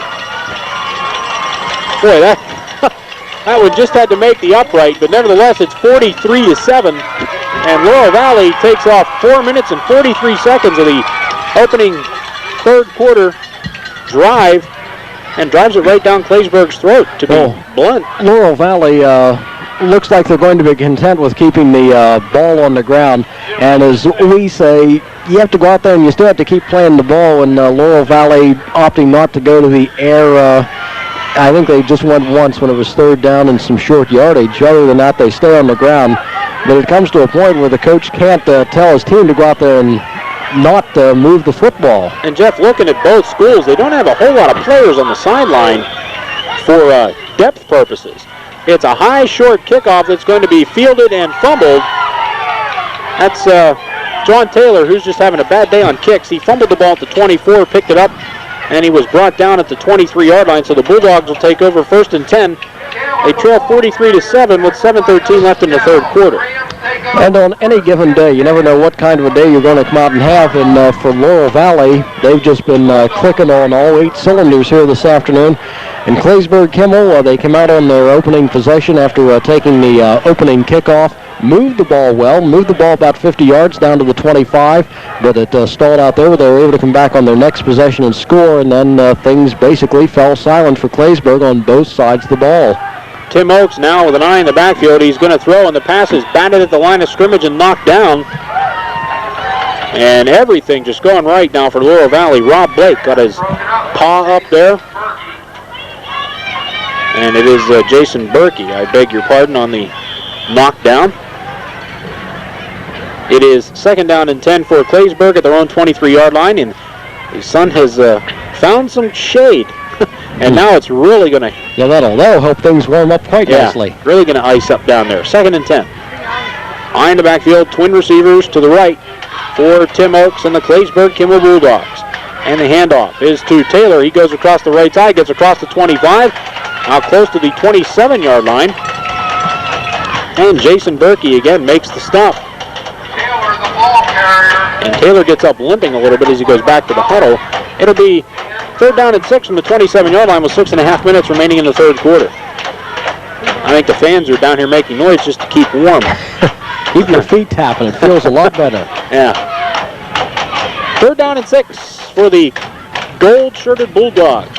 They trail 43-7 here in the 3rd quarter, coming up on the 6-minute mark. Oakes back to pass. He rolls to the left. He's got time. Fires it downfield on a tight spiral, and it's dropped at the 47-yard line by Mike Nisley, and it's just not Mike's day. Well, and it's laid into the numbers, and I guarantee you there's no one down on the field who feels worse than Mike Nisley, because he knows the ball was to him, and you're supposed to catch those guys, but on a day like today, those are the ones that seem to get away quite easily. It's November 24th, 1990 was not meant to be Mike Nisley's day, and it hasn't been, unfortunately. So the Bulldogs will give up the football. O'Shell back to receive, along with Mike Rowley, it looks like. With some substitutes, we'll get some time for Laurel Valley, and punting will be Mark Hartman. Snap is to the right a little bit, and it is partially blocked. And I believe it is Brian McClellan blocked that punt, and the punt went out of bounds. Let's see, 35-yard line, so that's a net of 8 yards. As McClellan comes off to a hand from his coaches and teammates there, as you can see on the Laurel Valley sideline. It is 43-7 with 5:57 to go 3rd quarter, and the Claysburg defense has got to be wondering, not again. Well, this is one of those things where you find yourself in this position so much. And in high school football, not like the pro ranks or even your college ranks where you specialize on offense or defense, you're out there taking the pounding on both sides of the ball 9 times out of 10 whenever you're in high school football. And the handoff now is to the tailback. Looks like O'Shell on the carry. He gets it across the 35 to the 34. Gain of 1, 2nd and 9. And Jeff, with the score the way it is, and the outcome is inevitable, and the way the weather has turned for the colder here, it's got to be real cold for Claysburg. Well, and I think the Ram mascot holding up a sign that says, "We've got control," and couldn't be a truer sign than that. 2nd down and 9 from the Claysburg 34-yard line. A power I formation to the left. And Faust will pitch it out. That is number 30 on the play, Mike Rowley, and he fumbles and stumbles and bumbles all the way down to the 31-yard line. I had to use that. I had to. Sorry. Fumbling, bumbling, stumbling down to the 31. Well, for Laurel Valley at this point, it looks like for Mr. Faust, the remainder of the afternoon is going to be making sure he just gets the ball handed off to the proper back coming up, because it doesn't look like Laurel Valley wants to do any more big strike capabilities, which we saw very evident here in the 2nd quarter. And they're going to be able to pick up 4 or 5 yards on a carry. Not much you can do about it. It's just up to Claysburg Kimmel to try and shut that down. Hey, what? Looking at Laurel Valley's system, quarterback Faust gets a workout running from sideline to sideline to get the plays. And that is O'Shell trying to dive over everybody. And he made it across the 30 down to inside the 29-yard line, but it's going to be 4th down, and we'll call it a short 3 for Laurel Valley at the 4:17 mark of the 3rd quarter, 43-7. Just a beautiful hurdle there by O'Shell trying to get up and over. That's a quality kind of move. Going to have another officials timeout, and guess what? It's another ear pad timeout. I think we could have changed them this year from officials' timeouts to ear pad timeout. Just massive defective helmets everywhere. But a lot of athletic directors across District 6 anyhow are going to be calling the glue supplier. Say, what do you sell us this year, folks? Yeah. Old Elmer's going to make a killing. 4:12 left as the clock now continues to wind and what's turned out to be now a rather cloudy day. The first half was played in bright sunshine, and now the second half looks like it's going to be played in cloudy conditions, but no precipitation, which is always nice. That's all we'd need. 3rd down and 3, we'll call it, at the 28-yard line. Eye in the backfield for Faust and the Rams.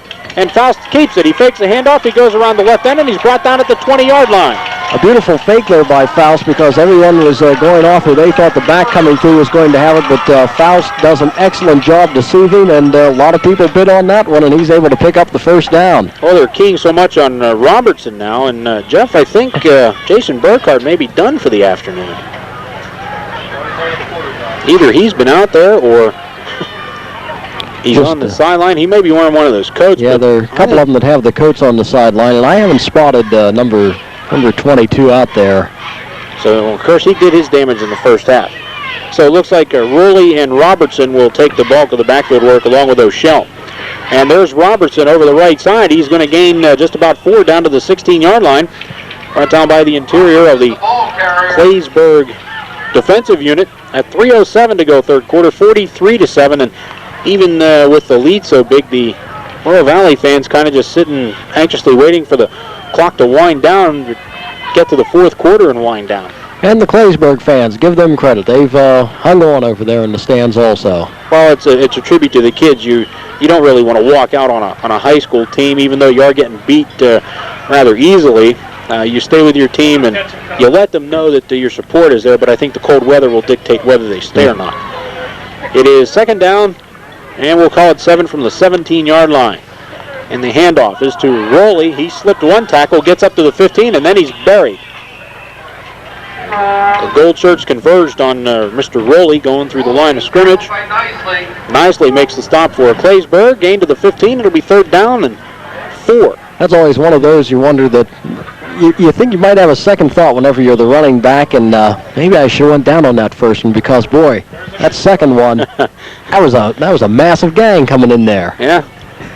Good old-fashioned gang tackling. I was taught that rather early on in the formative years of football. You gang tackle. But you like that concept because everybody gets in on the fun. 3rd down and 4 from just inside the 15-yard line. Eye in the backfield for Faust. Fakes a handoff. Now he keeps it. He tries to go around the right side. He's going to be hit and dragged down at the 15-yard line. And Britt Mock makes the stop. I beg your pardon. Coming up from his secondary position, Jason Hinkledyer. Nisley and Cower also make the stop, but it'll be 4th down and call it 5. Back at the 15 with 1:20 to go third quarter. A much more hurriedly played third quarter. There you see the score. Altoona's Mansion Park, home of the Altoona Mountain Lions. That's what you see on the scoreboard there. And this field and grounds totally redone in the summer of 1989. A OmniTurf surface, sand-based OmniTurf, 2,500 tons of sand hold down this carpet, and has made it the premier facility not only in District 6 but in central and western Pennsylvania. O'Shell on a delayed handoff. He's going to go into the end zone. Untouched for 15 yards on a 4th down and 5, a draw play. And Timmy O'Shell's got his 3rd touchdown of the day, and it's 49-7. What more can you say? I mean, they can't punt. They're too far down. A field goal would be rather insulting. So you just try and run a play, and Timmy O'Shell finds his way into the end zone for 15 yards, and Bill Wagner looking to put the 50th point on the board for Laurel Valley. Well, at this point, some of the Claysburg fans might be wondering, okay, isn't that enough? But as we say, yeah. If this one's good, I'll leave. No, that only makes it 19 yards, and Wagner's point is no good. So it is 49-7. And Jeff, when you get into a situation like this, the one thing is going to remain for both teams. Number one, Laurel Valley is going to go out with a blowout victory, while Claysburg is going to have to hang on to this victory. They're going to have to live with it all winter long. And Not until you suit up again in August. Now, for the seniors, it's their last game, but the players coming back, they know what happened in their last game, and that's going to be hard to erase. Well, and for the seniors, though, you come into a game like this with a lot of expectations, and things just go south on you. Not much you can do about it. It was in the cards, and now it was meant. Now it's 49-7. And for Claysburg Kimmel, sure, you'd like to see those seniors go out on a winning note, or even a closer contest than you have here. But for them, they don't have to hang their heads today because they made it, and a lot of other folks are sitting along the sidelines today, not in this ball game. So it looks like they're going to go out 8-4 on the 90 campaign for Claysburg. 50 seconds left in the third quarter. The kick is a ground ball. It'll be fielded at the 17-yard line. That looks like Cower. He gets up to the 30 and out to the 33-yard line, and that's where Claysburg will take over 1st and 10 with 44 seconds. Well, was it Taylor or Cower? Their numbers aren't too easy to read either. But Claysburg making it for the first time to the District 6 championship, and you never know what lies ahead for 91 or future seasons for Claysburg, but possibility they could come back. You have to make all the right combinations to get here, and they certainly did, and I think maybe the highlight of their season. And another thing, Jeff, too, they won a double overtime game last week, which means they expended a lot of energy. It was very tense, a very uptight situation, and they may come in here rather flat, and they have. Well, you have that, plus you also, don't forget, you have a holiday thrown in there, too, which takes a day away from your practice and such. Yeah, because everybody's out of school. And the handoff is to Taylor. He goes across the 35. And it will be out to the 37-yard line. He gained a 4. Now the Claysburg people, Claysburg players seem to be getting up rather slowly, and that'll be the end of the third quarter. As time runs out with the ball at the 37-yard line, your score is Laurel Valley 49 and Claysburg Kimmel 7. Well, the way the scoring goes, Laurel Valley comes out here in the third quarter, tacks on a couple more touchdowns at 7-17, a 14-yard run by O'Shell, and a point after was added there, and then with 50 seconds remaining here in the third quarter play, we just saw a 15-yard run by O'Shell. Point after failed, but Laurel Valley total control of this one, folks. It's 49-7 as we head into the final 12 minutes of the season for both of these teams. Certainly is right, Jeff, and probably our last, if you want to call it broadcast. Want to thank Mr. Jim Baum, who coordinated this effort today and allowed us to be here to bring you this game. We hope we've done an adequate job for you. Again, Jeff and I coming in here basically stone cold, having not seen both of these teams throughout the year, getting some information this week, so we hope we've done well by you. We're busy on Friday and Saturdays usually. Yes. But this is fun. Anytime we can come to a football game, and this is the Saturday after Thanksgiving, and we'll probably both be back here again tonight. I know I will be. It'll be for the AAA game between Central and Huntington on the 24th, and a little bit too much motion there, and guess who? Poor Mike Nisley. He just took off 5 yards downfield before anybody realized what happened, and that's just, it's frustration coming out now. I mean, he wants to do something. I throw him the ball and let him score. Well, the thing is, Mike Nisley, of course, he's one of the seniors we talk about that.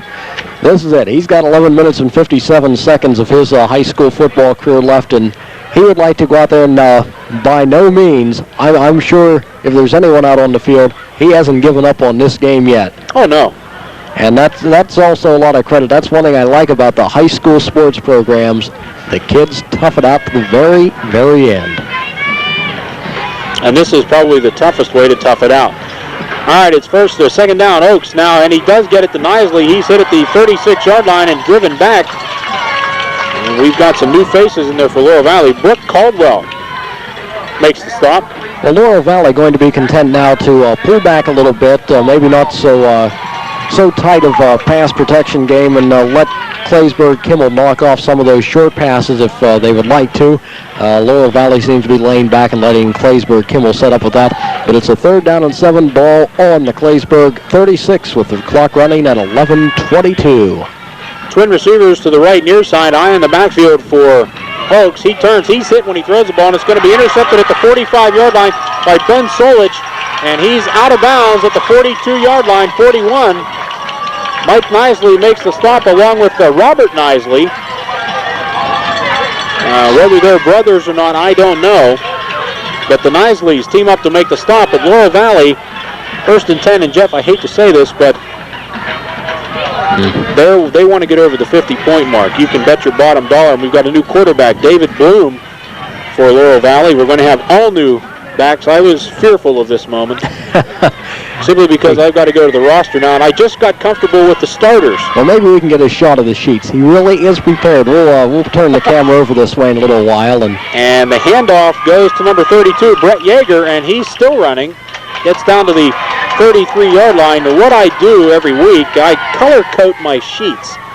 Or color coordinate, I should say. I don't coat them. I try to make the numbers and names stick out for easy reference. And I've done that today with the Claysburg and Laurel Valley sheets.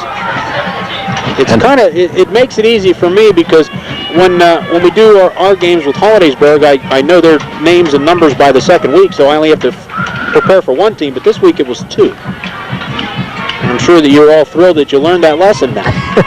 2nd down, and the handoff into the backfield goes to Matt Lamancia. We'll get the names there for you. And tackled by the interior of the Claysburg line. The ball resting at the 33-yard line. It'll be 3rd down and 2 with 9:50 left in the contest. And 9 minutes and, 47 seconds now remaining in the season. Both teams coming in here with excellent records. Laurel Valley came in today 10-2. Claysburg-Kimmel 8-3. Outstanding 1990 campaigns. And for these coaching staffs, now put this one in the books and start planning for the new season sometime after the first of the year and start getting things scouted out and ready for next year. The big mystery of the second half is where is Jason Burkhardt, and there we have movement. Kenny Black came across the line for Claysburg. Let's see if he was drawn offside.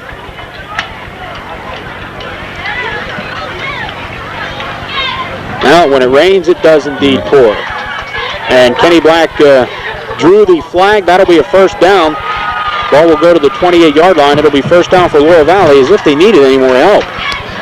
Well, as we say, when the wheels come off in a ball game, boy, they seem to come off big time. And with 9 minutes and 18 seconds left, Laurel Valley looks like they may be heading in for just a little more damage here this afternoon. David Bloom, the new quarterback for Laurel Valley, and he hands off to the up-back who fumbles the football, and Claysburg is going to recover. Jason Kimes fumbled the football going through the line, and Claysburg recovers, and it looked like Kenny Black recovered that fumble, so he makes up for the 5-yard penalty, and Claysburg gets the ball back at their own 29-yard line with a 1st and 10. 9:06. Now we count it down to the 9-minute mark. Left in the contest, it is 49-7. Laurel Valley trailed at one point, believe it or not, 7-6. And I'm sure Claysburg-Kimmel, they would still like to come out here, and it'd feel a whole lot better if they could just come back here and go down there and get some more points on the board. Oh, it's still the first unit offensively in there for Claysburg as Oaks gives it off to the tailback. That is Taylor. He goes across the 30, brought down at the 32-yard line. In first for the stop for Laurel Valley, Steve Miller. So it looks like they put some of the first-string defenders back in there for Tackled by Bert Peters. Laurel Valley. I'm sorry, I read the wrong list. Well, it's been a long day. Bert Peters makes a stop. Steve Miller plays for Claysburg. I'm sure he wouldn't want to tackle his own running back. 8:13 left, 49-7. Laurel Valley with the lead. It's been our pleasure to be here this afternoon, and we look forward to do this again next year. And the handoff is to Cower, the up-back. He goes across the left side, and he's wrestled down, pushed forward to the 35-yard line.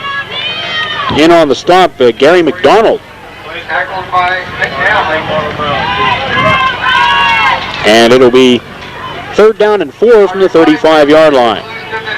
Well, here in District 6, looks like this afternoon the award ceremony out on the field afterwards. Laurel Valley will be picking up the heavy trophy, but for Claysburg-Kimmel, another fine representation out of a Blair County school. It's been a fine year for Blair County football all the way around, and Claysburg, one of the schools that we can say hats off to putting on a fine 1990 display. And the pass out of the flat is complete, and that goes to number 87, Britt Mock.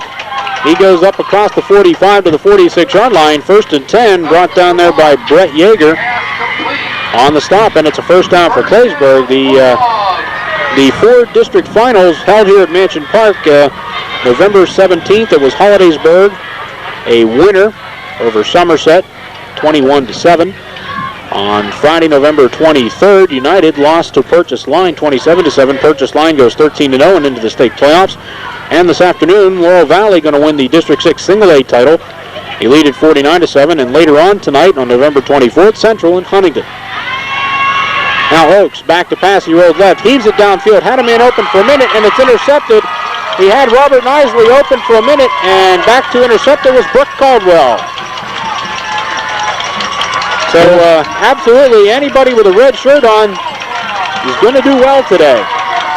Well, and Oakes just heaved that one downfield because Claysburg, as I said, they want to get some more points on the board, but Laurel Valley, they've just seemed to be in the right place at the right time all afternoon long and have basically shut down Claysburg offensively and defensively. Now David Bloom will lead the red-shirted Laurel Valley Rams on the offensive attack again. Clock running, 6:20 left. So it looks like Bloom is the heir apparent to Mr. Faust's job for the 1991 season for Laurel Valley. Caldwell, the man who intercepted the last pass, is a sophomore quarterback. Play into the line of scrimmage for no gain. It'll be 2nd down and 10, and the Laurel Valley fans get up the war drum. What do you call that? War drum cadence. 2nd down and 10. They're beating on the bleachers, folks. They're a happy bunch. It'll be a nice ride back for Laurel Valley tonight. Claysburg, fortunately, don't have too far to travel. Well, they had a long way to travel getting here, and as we said, coming in 8-3 coming into the ball game, and a great season. Just a real shame to see it end on a note like this, because there's no way to say it. Just a good old-fashioned hammering here this afternoon. Couple of new backs, Matt Lamancia in the backfield, and the handoff goes to his counterpart. Did he fumble the football? Yes, he did, and Claysburg recovers. So Claysburg finds themselves back in some of their best field positions since way back in the first quarter, and hopefully they'll be able to take advantage of a Laurel Valley turnover here. Nice to see a couple more points roll up on the board. Well, Brett Yeager went through the line. Looked like he was going to have the first down, but then decided to give up the football, and Claysburg recovers, and they are at the Laurel Valley 19-yard line with 5:10 left. It's 49-7. Claysburg could end the bleeding here with a touchdown. They have given up 43 unanswered points since the end of the first quarter. It is still Timmy Oakes quarterbacking the Bulldog offense, and the pitch back is to Taylor. We've got a flag down coming from the official way downfield, and Taylor just continues to run well out of bounds, and Dave Cower is down, slow getting up.